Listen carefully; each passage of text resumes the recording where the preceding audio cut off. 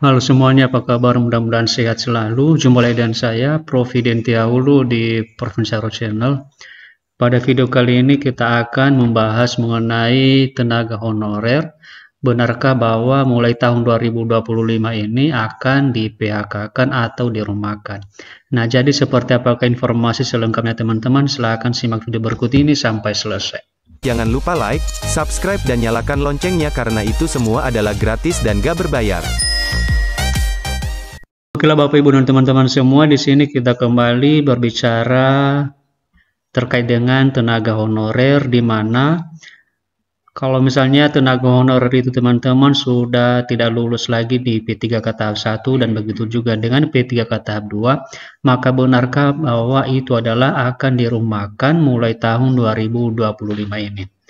Nah, jadi sebenarnya teman-teman informasi ini sudah diterapkan oleh beberapa daerah, dan di sini kita akan mengambil contoh, yaitu misalnya ini di daerah Provinsi Maluku ya teman-teman. Di sini ada sebuah surat yang telah dikeluarkan oleh Gubernur Maluku pada tanggal 6 Februari 2025 perihal yaitu penyelesaian penataan pegawai non-ASN. Nah, jadi dari surat ini nanti teman-teman kita bisa melihat bahwa ternyata untuk seluruh honorer yang tidak lulus di P3K tahap 1 dan begitu juga dan P3K tahap 2 maka akan dirumahkan. Nah, di sini kita akan membaca beberapa keputusan yang telah disampaikan melalui surat ini. Yang pertama adalah pengadaan P3K paruh waktu dilaksanakan bagi pegawai non-ASN yang terdaftar dalam pangkalan data atau database pegawai non-ASN BKN dengan ketentuan sebagai berikut. Yang pertama, telah mengikuti seleksi CPNS tahun anggaran 2024 namun tidak lulus. Dan yang kedua adalah telah mengikuti seluruh tahapan seleksi P3K tahap 1 atau tahap 2 namun tidak dapat mengisi lowongan kebutuhan. Jadi di sini teman-teman kita bisa menarik kesimpulan bahwa daerah Provinsi Maluku itu sudah membuat sebuah program untuk pengangkatan atau pengadaan P3K paruh waktu. Dan persyaratan ini teman-teman kita sudah sering bahas pada video sebelumnya. Kemudian yang kedua adalah status kepegawaian P3K paruh waktu ditetapkan sebagai pegawai pada instansi pemerintah Provinsi Maluku dan diberikan nomor induk P3K atau nomor identitas pegawai ASN. Nah, jadi Provinsi Maluku teman-teman akan mengadakan sebuah program yaitu P3K paruh waktu, dan kemudian juga dijelaskan bahwa P3K paruh waktu di Provinsi Maluku ini akan diberikan NIP atau nomor induk kepegawaian, dan ini juga akan berlaku untuk semua daerah teman-teman. Tetapi di sini kita mengambil contoh yaitu di Provinsi Maluku.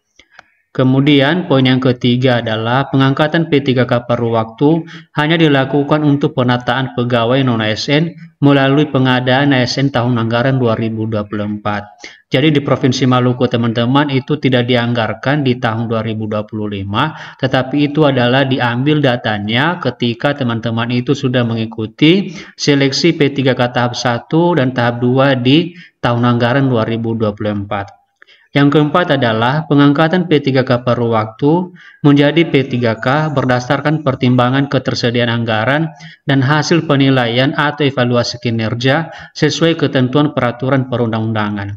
Nah, jadi di Provinsi Maluku ini teman-teman itu juga sudah direncanakan untuk diangkat dari P3K paruh waktu menjadi P3K. Tetapi di sini ada dua persyaratan teman-teman. Yang pertama adalah dipertimbangkan dulu untuk ketersediaan anggaran di Provinsi Maluku. Dan saya rasa juga ini sama dengan di daerah lain. Kemudian yang kedua adalah dipertimbangkan juga bagaimana hasil penilaian atau evaluasi kinerja. Jadi kalau misalnya teman-teman itu bagus penilaian atau bagus kinerjanya pada saat melakukan tugas atau pada saat melaksanakan tugas di P3K paruh waktu, maka nanti akan berpeluang untuk menjadi P3K. Tetapi kalau misalnya penilaian kinerjanya itu kurang baik, maka nanti statusnya adalah tetap sama, yaitu P3K paruh waktu. Itu tidak bisa diangkat menjadi P3K. Kemudian yang kelima adalah sumber pendanaan untuk upah bagi P3K paruh waktu disesuaikan dengan ketentuan peraturan perundang-undangan. Nah, jadi di sini teman-teman bahwa daerah Provinsi Maluku ini sudah membuat peraturan atau undang-undang tertentu terkait dengan upah bagi P3K paruh waktu. Kemudian kita teruskan yang keenam, yaitu pegawai non-ASN yang terdaftar dalam pangkalan data atau database BKN dapat diperpanjang masa kontraknya hingga diangkat menjadi P3K dan atau P3K paruh waktu dengan syarat dan ketentuan sebagai berikut. Yang pertama, telah mengikuti seleksi CPNS tahun anggaran 2024 namun tidak lulus dan masih aktif bekerja secara terus-menerus di instansi pemerintah Provinsi Maluku. Yang kedua, mengikuti seleksi P3K tahap 1 atau tahap 2 dan masih aktif bekerja secara terus-menerus di instansi pemerintah Provinsi Maluku. Yang ketiga, menandatangani kontrak kerja tahun anggaran 2025.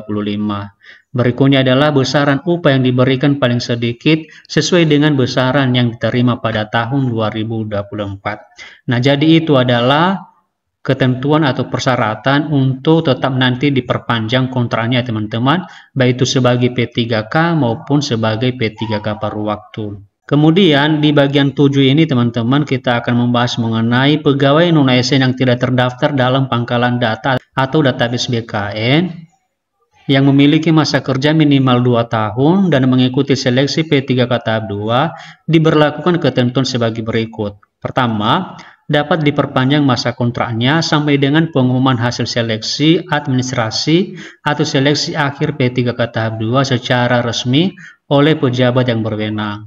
Kedua, untuk pegawai non-ASN yang dinyatakan tidak lulus, dirumahkan terhitung sejak pengumuman hasil seleksi administrasi atau seleksi akhir P3K tahap 2. Jadi teman-teman yang tidak lulus nanti di P3K tahap 1 dan juga P3K tahap 2, maka nanti itu adalah dirumahkan menurut peraturan dari daerah Provinsi Maluku.